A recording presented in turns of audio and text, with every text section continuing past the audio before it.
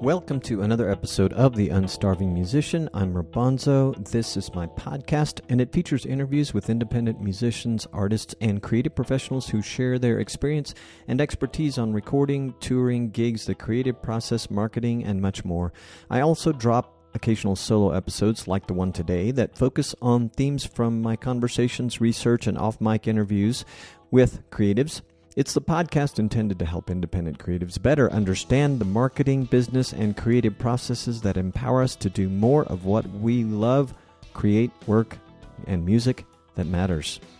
How are you? Where are you? What are you wearing? These are the things I must know. Speaking of which, the holidays are upon us, or I should say, the holidays are upon us. Speaking of which, and just in time for your holiday gift giving, Spartacus the cat has been immortalized. Spartacus has left us for the great Kitty Beyond, but he was with me and Sammy when we left California for Panama and then made our way to Querétaro.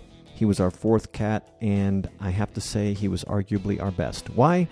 They're all great, but he was the most gentle and sweet. He was a 15.5-pound tabby, the sweetest you'd ever met, if you met him.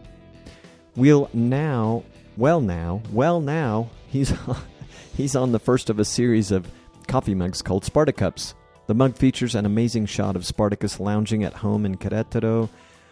This is a mug of great quality, and I know I'm a caffeine addict. Everything about my coffee ritual is important, so I know coffee mugs. Visit the show notes for this episode or the Unstarving Musician store at unstarvingmusician.com/shop to get your first edition Spartacup, the Spartacus mug. And also, speaking of the holidays, Blair Davis from Honolulu, Hawaii sent me a message to inquire about being on the podcast and mentioned he has a new Christmas song called Reason for the Season, and it features Rona Ray. Hope I said both of their names right. You can find it on YouTube or via a link in the show notes for this episode. Thank you for the message, Blair, and for sharing your song with me. I liked it. So let me ask you a question. What if I told you that thousands of dollars from your music are sitting out there right now, unclaimed? Not in some theoretical future revenue stream, not from some sync placement you've never landed, but from music you've already released. Songs that are already being played, royalties that have already been earned. For most independent artists, this isn't hypothetical, it's reality. A couple of weeks ago, Amani Roberts, music business educator and author, shared some eye-opening insights about the money musicians leave on the table, not just because or not because they don't work hard enough, but because their music isn't good enough. That's not right. Not because they don't work hard enough and not because their music is not good enough, but because they don't know about 4 separate royalty collection systems that require 4 separate registrations. And here's the thing that makes this urgent. You typically have about 4 years to claim these royalties before they're gone forever. After that window closes, that money gets redistributed to major labels based on their market share. Your money going to them. So today we're breaking down the framework for conducting a personal royalty audit.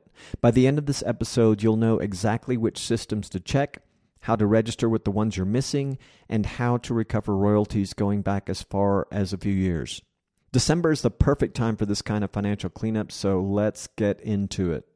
Now then, back in episodes 302 and 304, we covered different types of music royalties and how platforms like YouTube pay them.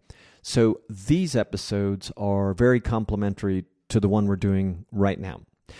As you get into today's episode, if you feel lost or that you'd benefit from understanding some basics, hit pause and start with episode 302 and or 304. There are links for these episodes in the show notes, so if you want to go back and listen to them, you can find out the details and search for them on your favorite podcast app. Today's episode isn't about understanding what royalties are, however. It's about making sure you're actually registered to collect them. You might remember from episode 302, if you heard it, that PROs collect performance royalties. That's true, but here's what the episode didn't cover. You need to be registered on both the writer and publisher sides. Many artists only register as the songwriter, which means they're only collecting half of what they're owed. Most artists assume that they're covered because they registered with ASCAP, BMI, or CSAC. And don't get me wrong, that registration is important, but that's only one of 4 major collection systems you need to be registered with. Think about it this way. Your PRO is collecting public performance royalties. That's radio play, streaming platforms, live venues where your music is performed. Critical? Absolutely. Complete? Not even close. One of the biggest misconceptions in the music business today is that streaming royalties are where most of your money comes from. For the vast majority of independent artists, that's not true. Mechanical royalties, public performance royalties, and publishing royalties represent much bigger opportunities, and they're the ones that most commonly get overlooked. Here's how this plays out in real life, based on what Amani Roberts shared with me in episode 339. Artists recover thousands in unclaimed royalties when they finally do an audit. Split sheets that were never filed mean publishing royalties have been going uncollected for years. Digital performance royalties from platforms like Pandora and iHeart completely missed because the artist didn't know SoundExchange existed. Mechanical royalties from streaming platforms overlooked entirely. And the real kicker, these organizations don't hold your money indefinitely. After a certain time frame, usually around 4 years, unclaimed royalties get redistributed to major labels according to their market share. That money was earned by your songs, generated by your fans, streaming or buying your music, and it ends up padding some major label's bottom line instead of yours. So when I say you have a 4-year window, I mean it. This isn't something to get to eventually. This is money you've already earned that's sitting there right now. And if you don't claim it, it disappears. The good news? Once you understand the 4 systems, the audit process is straightforward. Time-consuming? Sure. A few hours spread across a week or 2.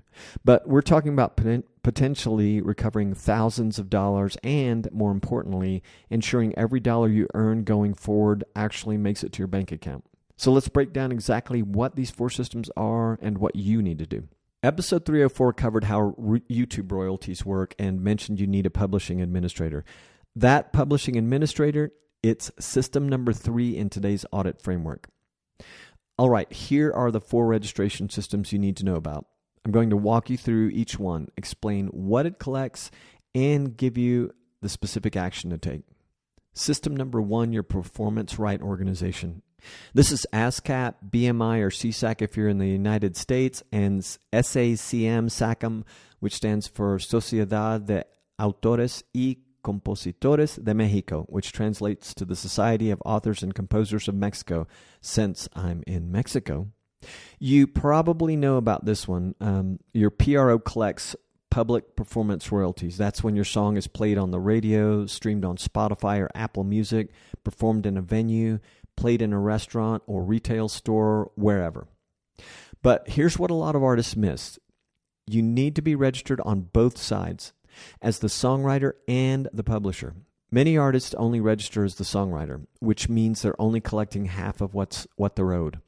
So your first step, or your first action step, is log into your PRO account right now and verify you're registered as both the writer and the publisher.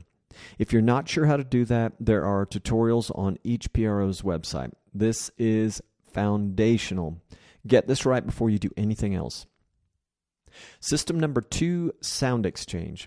This is where it gets interesting because SoundExchange is completely separate from your PRO, and a lot of artists have never even heard of it. SoundExchange collects digital performance royalties. These are royalties from non-interactive streaming platforms like Pandora, iHeart, SiriusXM, and internet radio stations. When your music plays on these platforms, you're owed money, but only if you're registered with SoundExchange. This is not redundant with your PRO. These are different royalties from different sources. Your PRO doesn't collect this money. Your distributor doesn't collect this money.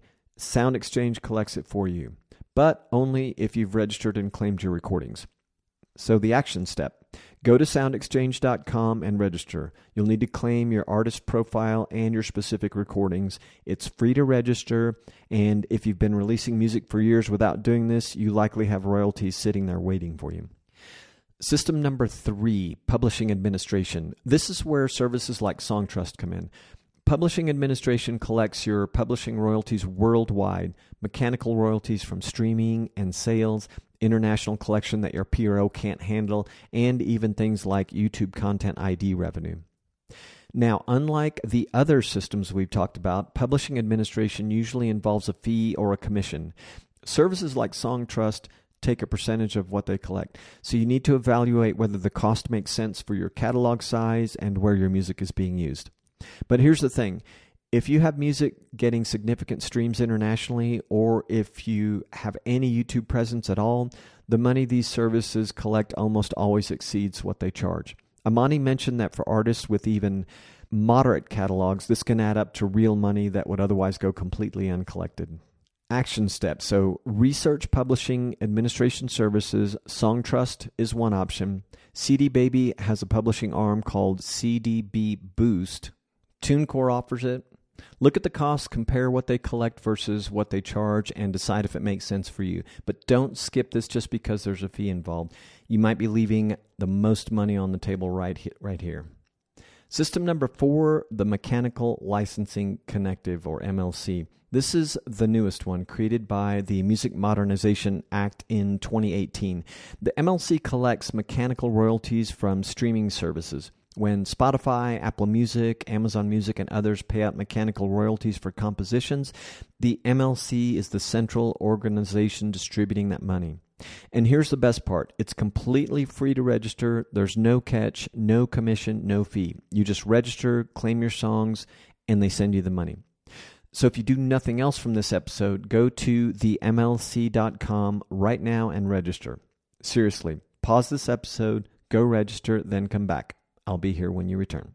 Okay, now that you're registered with the MLC, or at least have it on your immediate to-do list, let's talk about the foundation that makes all of this work.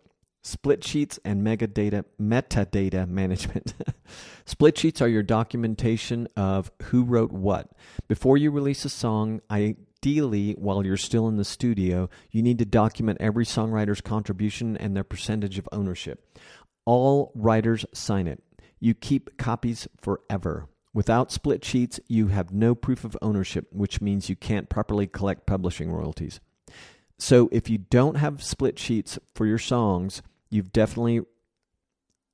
you don't have split sheets for songs you've already released, make them now. Better late than never. Get in touch with your co-writers, document the splits, get everyone's signature. It might feel awkward bringing this up years later, but it's essential.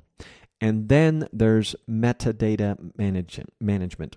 This is less exciting but equally important. You need to use identical information across all 4 systems, and I mean identical. If your songwriter name is spelled Rob Smith in one place and Robert Smith in another, royalties can go unclaimed. If your publisher name isn't exactly the same everywhere, you've got problems. Your API number, your CAE number, your publisher information, all this needs to be absolutely consistent across your PRO, Sound Exchange, your publishing administrator, and the MLC. One small discrepancy and royalties slip through the cracks. So when you do your audit, you're not just checking if you're registered, you're checking that your information is consistent everywhere. That's how you prevent future unclaimed royalties. Okay, so now you know the 4 systems. Let's talk about how to actually do this audit and get your money. So step 1, audit your current registrations. Budget about 30 minutes for this. Log into your PRO account, whether that's ASCAP, BMI, or CSAC. Verify that you're registered as both the songwriter and the publisher. Look through your catalog. Are all your songs registered? Is your information up to date? Then check Sound Exchange. Do you even have an account? If you do, have you claimed all of your recordings? If you don't have an account, that's your next step. Look up your publisher at the MLC. You can search their database even if you're not registered yet. Are your songs showing up? Are they attributed to you correctly? Make a list of what's missing. What registrations do you need to complete? What songs aren't showing up where they should be? Step 2 is gather your documentation. This takes about an hour. Collect your split sheets for all released songs. If you don't have them, write them now. Reach out to co-writers, get the splits documented, get signatures. Compile your complete discography with ISRCs and UPC codes. Your distributors should have this information. ISRCs are the unique identifier for each recording. UPC codes identify the release. You need these for registrations. Document your publisher name and your IPI or CAE numbers. These are your songwriter and publisher identification numbers from your PRO. Write them down. You'll need them for every registration. Make a master spreadsheet with all of this information: song title, ISRC, UPC, split percentages, release date, writers, publishers, everything in one place. This becomes your reference document for all future registrations and audits. Step 3, register with the missing systems. This is the big one. Budget 2 to 3 hours. I'd recommend this priority order. Start with the MLC because it's free and relatively quick. Then tackle Sound Exchange. It's also free but a bit more complex. Then research your publishing administration options and decide if the cost makes sense for you. Don't rush these registrations. Complete every field. Upload your complete catalog information. Double check that your metadata is consistent with your other registrations. Verify everything before you submit.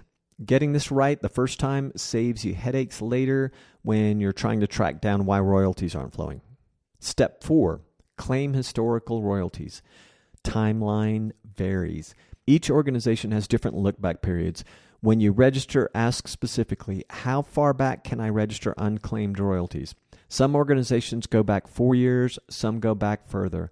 Some have shorter windows. Submit any documentation they require. Old release information, proof of authorship, whatever they need. Then follow up if you don't hear back within their stated timeframes. These are large organizations processing thousands of claims. Sometimes you need to nudge them along. Step 5, create your ongoing management system. This is how you prevent future unclaimed royalties. Set a calendar reminder to update your registrations every time you release new music. Create a checklist template, new song, register with PRO, register with Sound Exchange, register with the MLC, update publishing admin if you use one. Then once a year, do a quick audit. Log into each system, make sure everything looks correct, check that your latest releases are showing up. Keep your master spreadsheet updated. Every new song, add it to the spreadsheet with all the metadata. This becomes your single source of truth. What resources do you need for all of this? Split sheet templates.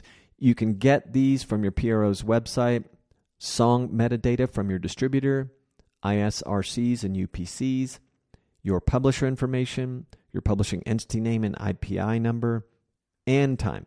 Figure the initial audit takes 4 to 6 hours spread over a week or two. Ongoing updates take about 30 minutes per release once you have your system in place. That's the good thing. Timeline expectations. Your initial registration usually takes 1 to 2 weeks for approval. First, royalty payments come in 3 to 6 months. Remember, royalty cycles are quarterly and there's built-in delay. Historical recovery can take 2 to 6 months depending on the organization and how much they need to do in terms of research. Don't expect instant money, but do expect results if you have released music that's getting plays. The money is there. You just need to make sure that you properly register and collect it. So let's recap the framework. 4 systems exist to collect your royalties. Your performance right organization or PRO for public performance royalties, Sound Exchange for digital performance royalties, Publishing Administration for worldwide publishing royalties, and the Mechanical Licensing Collective for streaming mechanical royalties. Each requires separate registration with consistent metadata across all of them. You have approximately a 4-year window to recover past unclaimed royalties before the money is redistributed away from you. Split sheets and documentation are your foundation. Without them, you can't prove ownership. And ongoing management prevents future unclaimed royalties. This isn't complicated, but it does require attention to detail and a few hours of your time. The payoff is potentially thousands in recovered royalties and the peace of mind that every dollar you earn going forward actually reaches you. To save you time, I've created a few resources that I know you're going to find useful and time-saving.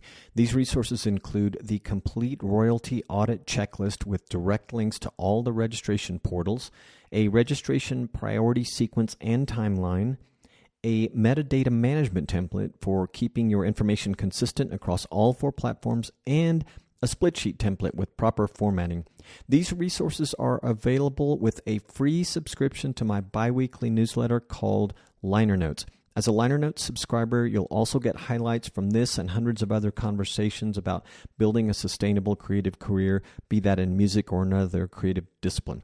If that all sounds good, go to unstarvingmusician.com/royalty audit to get the complete toolkit with your Liner Notes subscription.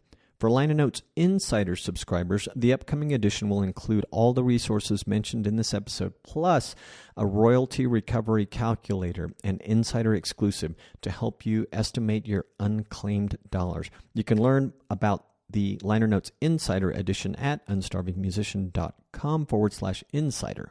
The money is out there. You created the music. You released it. You earned these royalties. Now it's time to make sure you're actually collecting them. Start with one system this week, the MLC. It's free and takes about an hour. Then tackle the next one. 4 registrations stand between you and money you've already earned. I'm Robonzo. This is the Unstarving Musician. Thank you for listening and happy holidays. As an independent podcaster, your support means the world to me. You could even say I depend on it. With that in mind, here are some things you can do to help support us. Follow us on your favorite podcast app. Leave us a review on your favorite podcast app. Or shoot me a review by email, robonzo@unstarvingmusician.com, that I can use on the website. Or just share this episode with a friend. This makes a huge impact on our audience growth. You could also visit our crowd sponsor page at unstarvingmusician.com/crowd sponsor to learn of the many other ways of supporting the podcast, including a quick and easy online tip jar. It's like click, tip, done, easy and super appreciated. You'll find many ways of showing your support there, including through our affiliate partners like Bandzoogle, Kit, Email, formerly ConvertKit, DreamHost, and others. The music you're hearing is New Gods Part 2, the instrumental mix by yours truly. You can hear the full version, download it, or buy it at robonzo.com. And if all this was too much to remember or process, just go to the show notes for this episode at unstarvingmusician.com to find links to all the stuff talked about in this episode. You can leave us feedback, questions, comments, complaints at unstarvingmusician.com/feedback. Thanks for listening. Peace, gratitude, and a whole lot of love.